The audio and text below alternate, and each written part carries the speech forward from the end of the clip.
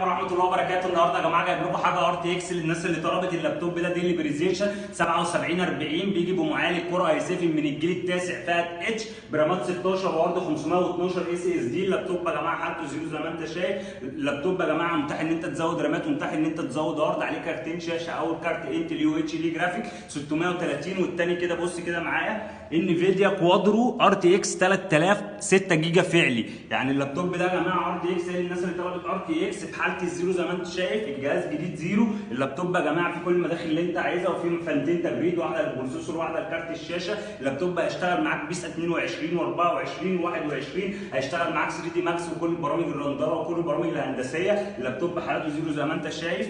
موجود منه كميه وموجود شحن لجميع المحافظات مجانا. اللابتوب ده بتيجي تستلمه من عندي بهديه شنطه اوريجينال، وبديك كابل باور، وبديك الشحن الاوريجينال، وبديك ماوس. كل ده بسلمه لك مع اللاب. كل الحاجات دي يا جماعه اصليه. واللابتوب حالته زيرو زي ما انتم شايفين. حاجه بسم الله ما شاء الله من شركه سي ان سي. لو مهتم اكتب تم وهتسمع سعر ما حصلش. ارخص سعر بكارت شاشه ار تي اكس 6 جيجا في مصر. شكرا.